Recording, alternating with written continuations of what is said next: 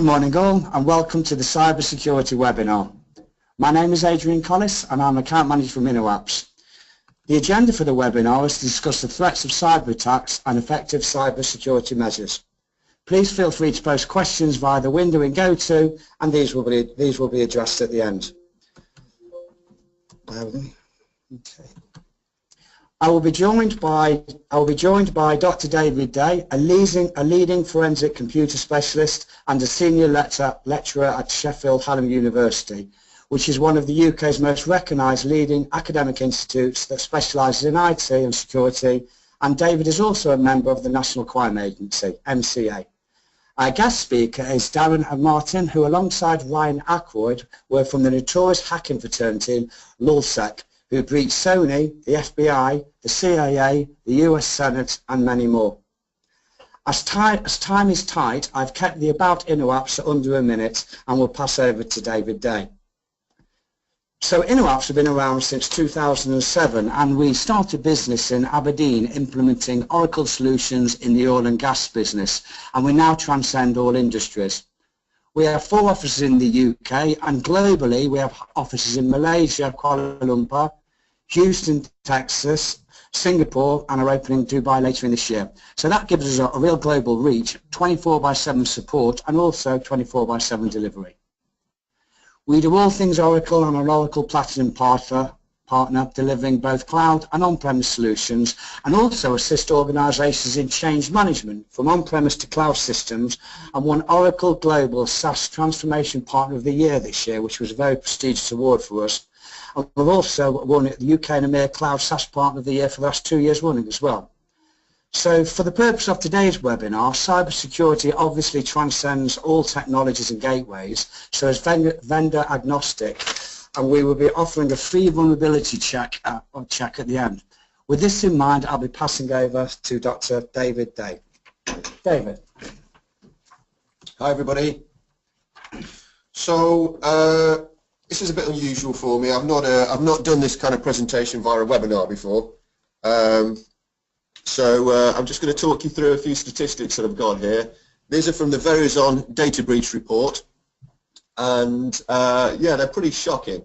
So I'm going to try and put them in some context and give you some cause to think about why you should be concerned. So 93% of breaches took minutes or less to perform. That means the bad guys are getting access to our systems very, very easily and very quickly. They're in fast. 83% of breaches took weeks or more to discover. Now, these two statistics together are very worrying. So it's not really, a case of, if they're going to get in. We really are now on a case of, when they're going to get in and what we're going to do about it. So 83% of breaches took weeks or more to discover. That means the bad guys are in your systems for weeks, potentially months, without you even knowing that they're there. Okay, so this isn't like, if you get something stolen from your house or you get your house broken into. It's not like if you have your TV nicked, because your TV's been nicked because you're staying at the spot where your TV used to be. If your data gets stolen, you don't always know. Often the first time you'll hear about it is, if your clients tell you or if law enforcement tell you. And I've done this before. I've been in situations where I've done forensic investigations and have found evidence of a company being breached or a company being attacked. And I tell my colleagues, and my colleagues then inform the company themselves, and they had no idea. And this could, they could have been in there for weeks, leveraging their position and drilling their way through to try and find your intellectual property. And the majority of them do have a financial or espionage motive. They are looking to gain some way out of this financially.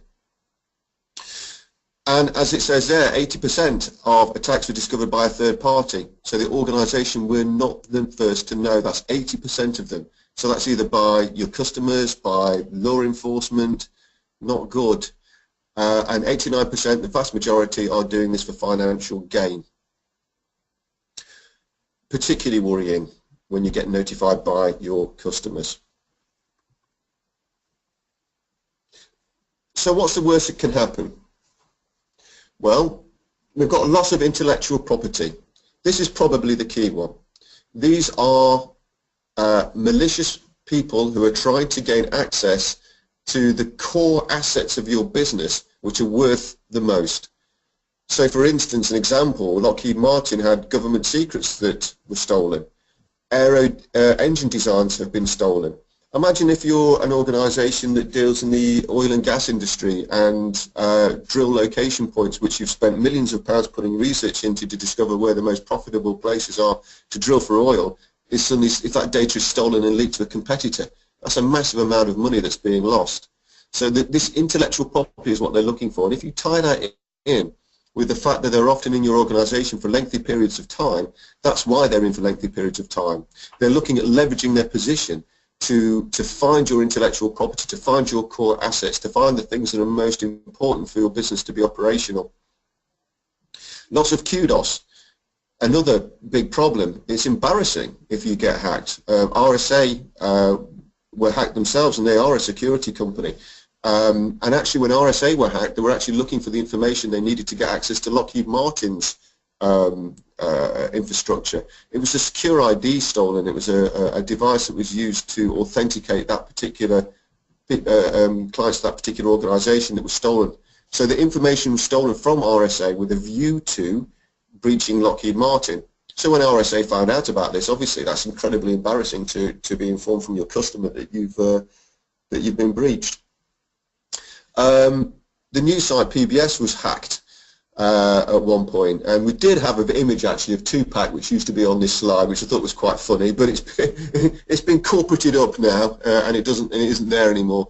But PBS were hacked, and they were actually hacked by amongst other people, Darren, who'll be talking to you later on from LulzSec.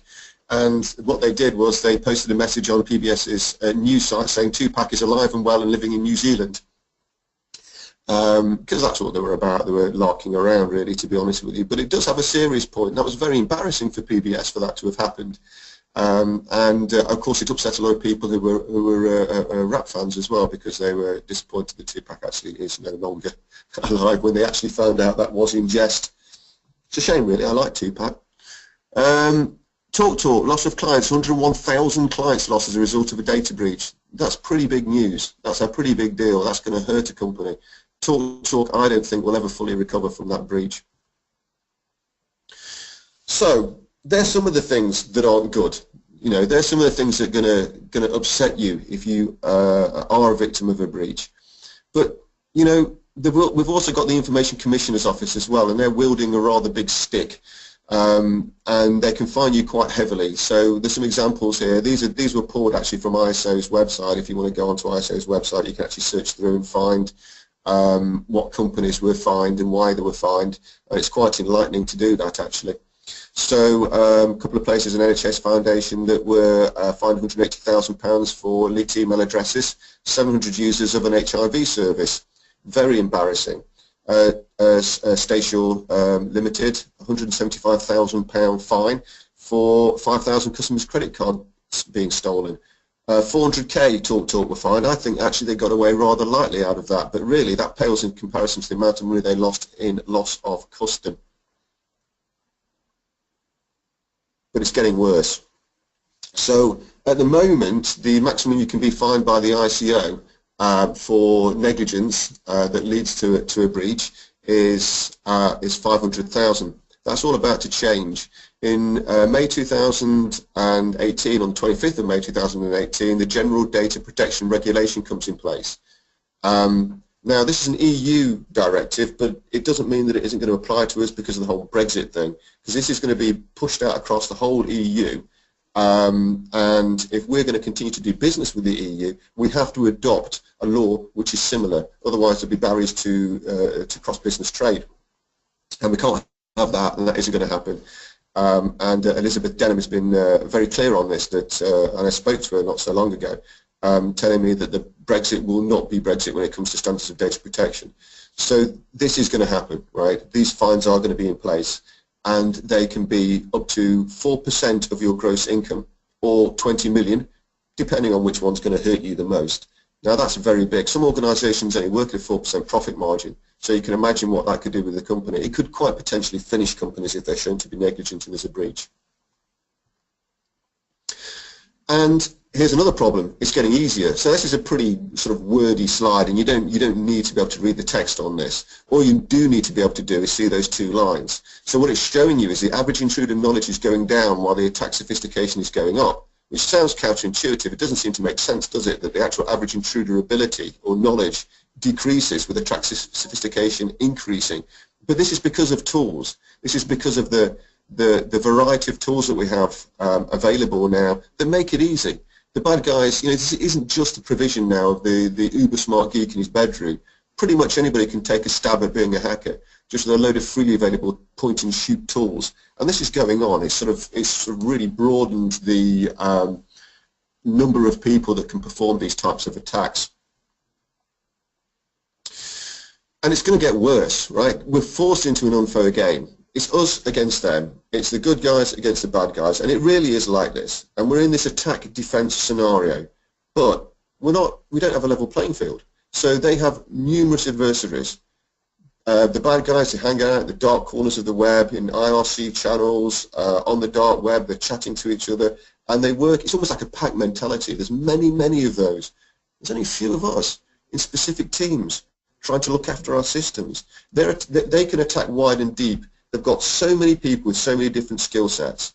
People who are brilliant at web attacks, people who are brilliant at infrastructure attacks, people who are brilliant at external infrastructure attacks, and they all buffer overflow, cross-site scripting, and they all specialize in certain areas. So they have both a wide and deep understanding of how to breach your systems. From our side, narrow and deep. We don't have the same depth that they have. We don't have the same numbers. In terms of time they work, well, generally speaking, we work office hours, maybe a bit in the evening because we're like that as techie guys. They're unlimited. They don't stop working. They're from all over the globe, working in different time zones. It doesn't stop.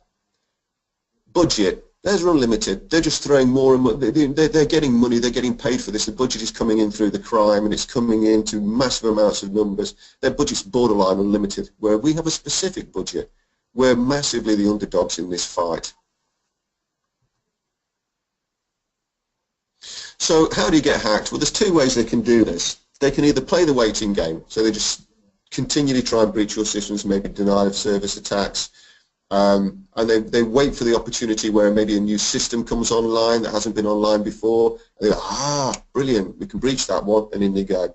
The other way they can do it is they can target your staff. Very common to do phishing attacks, as you're familiar with nowadays. And I'm going to give you an example now of a phishing attack. I think one of the problems that we have is, particularly with mobile phones, it's like we don't trust our emails, but quite often we trust our SMS. We trust the text messages that are coming in by our phones. And this is a very, very big problem, particularly when you trust it in terms of two-factor authentication. And I've picked somebody out now, and I'm not going to say who it is, but I'm just going to send a message out. So I'm going to go quiet for a little bit. You might hear some keyboard tapping while I try and do some magic. And somebody is going to receive a message. Just bear with me. Talk amongst yourselves, as Terry Wogan used to say.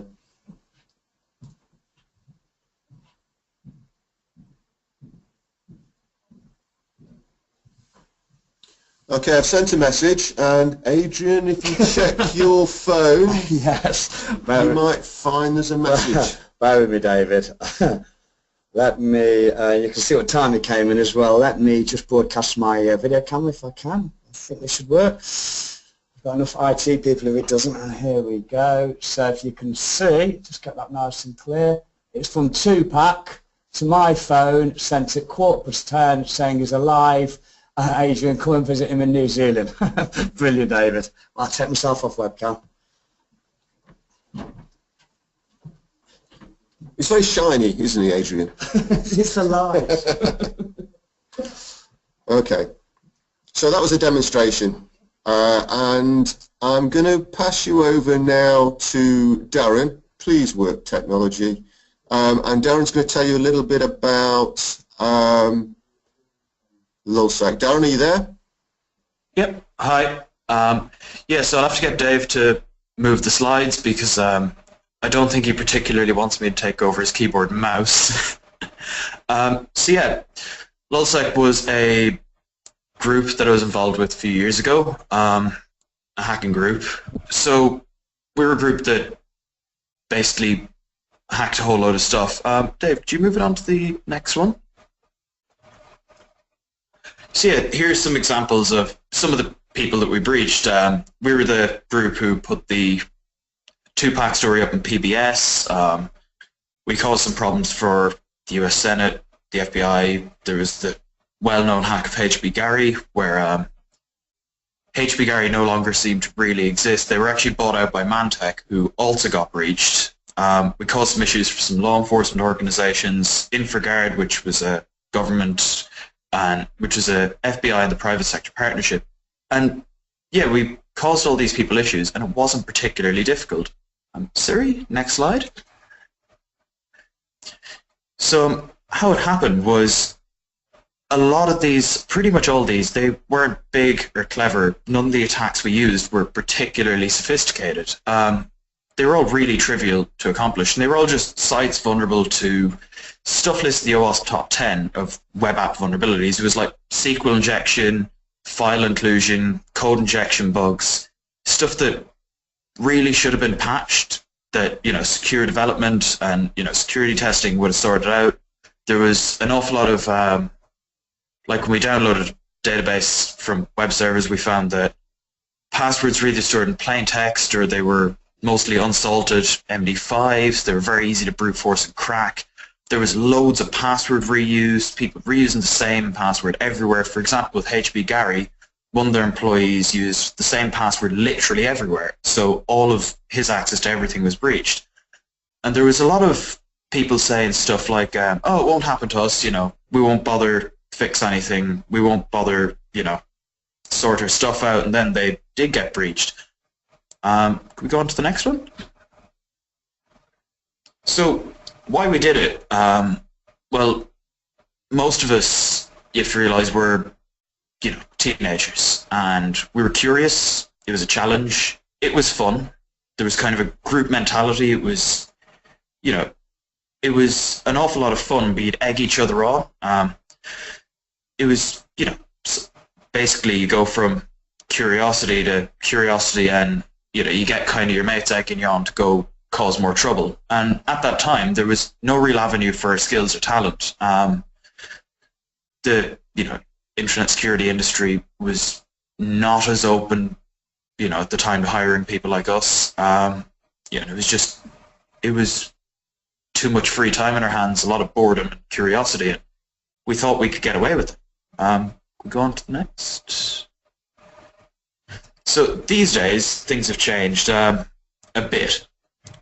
If I was the same age these days, I'd probably be using platforms like Bugcrowd or HackerOne, doing bug bounties instead, because that's a legal avenue for, you know, that kind of curiosity and that kind of creativity. You can, instead of hacking websites and getting arrested for it, now you can hack people and help them sort out their security through these platforms. And, you know, I'd advise any company to, you know, sign up and get themselves on there, because it means that you get more information about vulnerabilities in your systems provided to you. But it's a two-way street. You know, you have to give rewards and stuff, be it T-shirts or Hall of Fame or money or whatever. You know, you should reward people for their work. These days, that'd be what I'd be doing if I was in the same position as I was before. Okay, Google, next slide. So, during the LulzSec breaches, we released an awful lot of credentials, and that hasn't stopped. These days, you see an awful lot of leaked credentials on the internet. You see LinkedIn, MySpace, VK.com, Dropbox. Loads of massive companies have had their username and password database leaked. And a lot of these passwords were stored insecurely. Some were plain text, some were, you know, unsalted SHA-1, a lot were MD5. So I noticed that an awful lot of large companies were in there, and an awful lot of large companies had a lot of users in there. So I made, you know, working with some people, we made these data breaches searchable, and we started searching for some really large companies that you'll have heard of, maybe you'll have worked with, and on the next set of slides, we have the number of email password pairs leaked, which is credentials from people's corporate accounts that have leaked out to the global internet. Now, I've no idea if these credentials work or not. I didn't check if they work because I really don't want to break the law anymore. Guess we can carry on.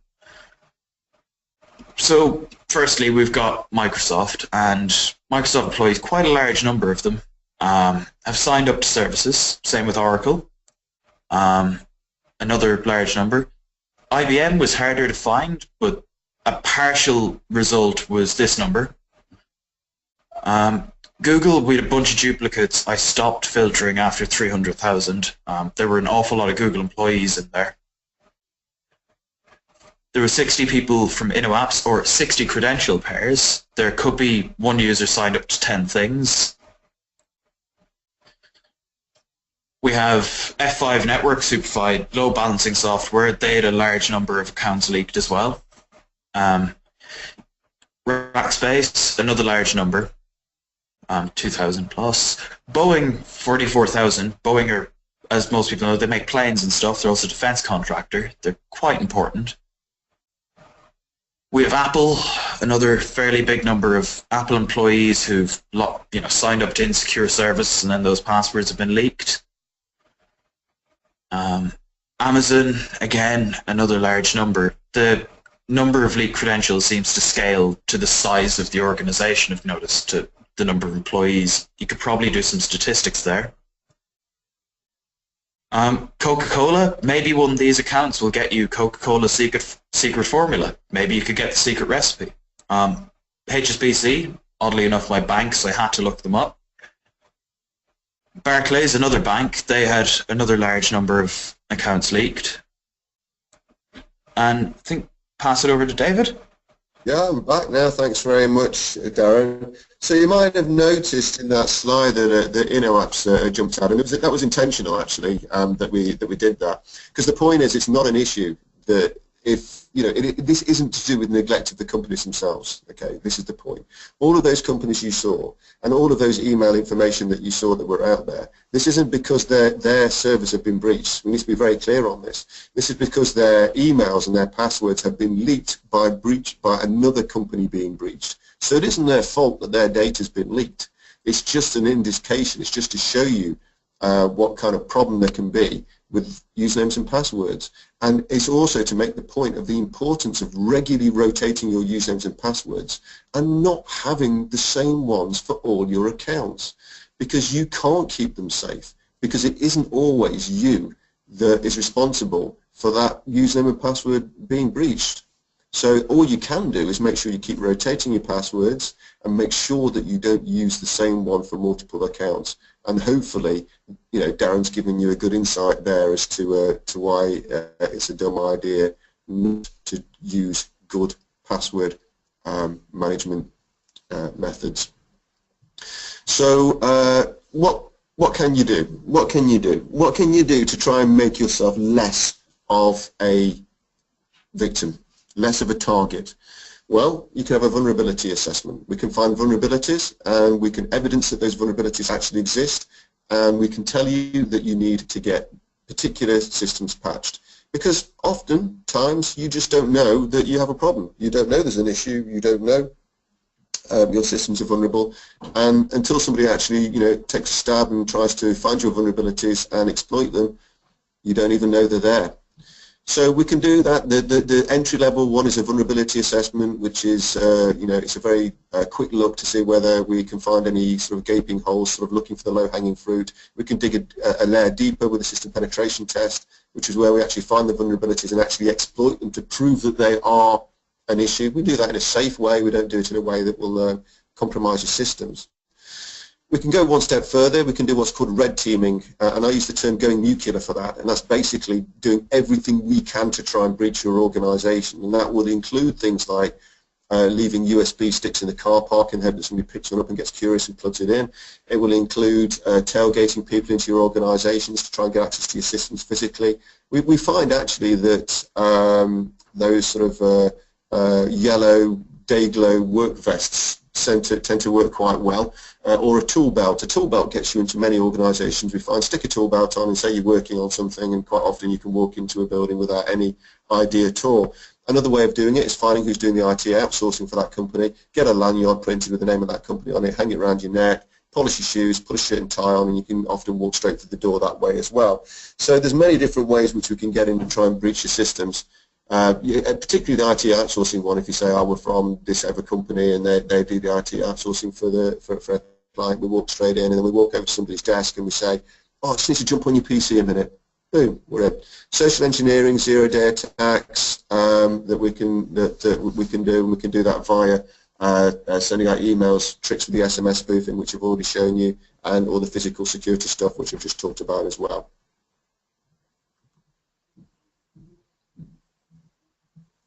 Other services that we offer, as well as the system penetration testing, we can do risk assessment and management, where we'll sit you down and work out what your key intellectual property is, what you should be safeguarding and how you should be going about that, and what the risks are and the impact would be if a particular vulnerability came to fruition. Security policy creation, the entry point here, we can help you write your documents to make sure you've got an appropriate security policy in place, and probably more importantly to make sure that people read it as well.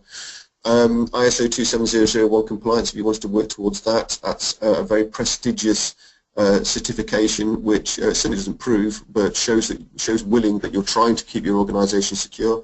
PCI DSS, if you get shown to be negligent of that, you can be in an awful lot of money if you're dealing with people's credit cards, and we can help ensure that you meet that standard. The Data Protection Act, well, we've already talked about that in terms of the ICO and making sure that your data, particularly your clients' sensitive and confidential data, remains confidential. And the GDPR is a really big deal, this one. It's going to shake things up in a big way. And really, if you want to get things ready and make sure you're secure, you need to do it now. You know, May 2018 is going to come a lot quicker than we think, and you really need to be working towards making sure you're secure now. Incident response, if you do get hacked, we can come in, have a look around, find out what the trouble is, find out if anybody's still in there. We can boot them out and make sure they don't get back in again. Training, we can offer that, general security awareness. We can train your employees about the risks that they pose, and do a general, get them together, sit them down and talk about what the potential risks might be and what can go wrong. We do a lot of what-if scenarios. What if this happened? What if you left your laptop on the train? What if your USB stick was stolen? What if, you know, we run through these what-if scenarios and come up with ways of creating material for your security policies so that you're more secure. Information governance, general information governance we can do, come in, talk about the ISO stuff, risk management stuff. Technical courses as well, if you have any technical staff that want to get the basics of network intrusion detection or system penetration testing, we can organise courses with them, normally a day or two, where we talk through some of the basics of how to test and secure your systems on a technical level.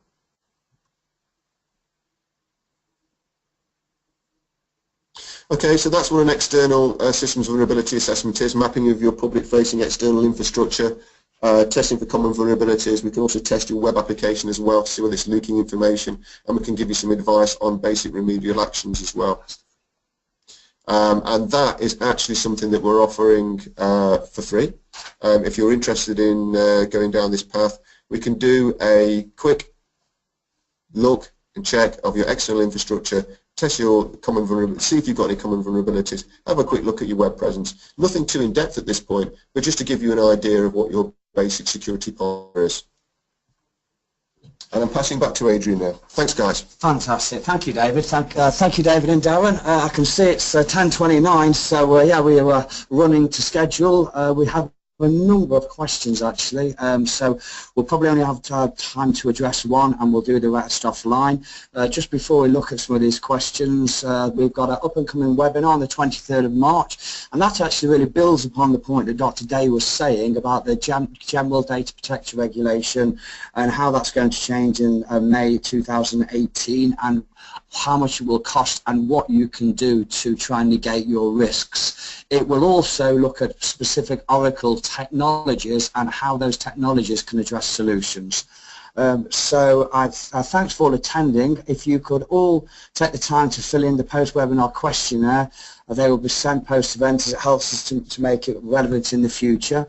And feel free to log off now, but David, if you just look at one of these questions. Passing back to you, Mr. Day, Dr. Day. Darren, can you hear me, mate? I can hear you. Yeah. Okay. So we've got a question here from John who wants to he wants to know how you were caught. Lots and lots of very small mistakes and basic, you know, police doing police work. I can't believe it, but police are actually professionals at catching people. And it turns out they will find the small mistakes you've made over time, they will catch up with you and eventually find you. Okay, yeah, I know. I kind of helped a bit with that, didn't I? So I'm hoping you guys have forgiven me for that. You're forgiven. Okay, well, thanks all the attendees for coming, and we'll send you a copy of the recording. Please remember to fill in the feedback, and thank you very much. And this is the end of the webinar.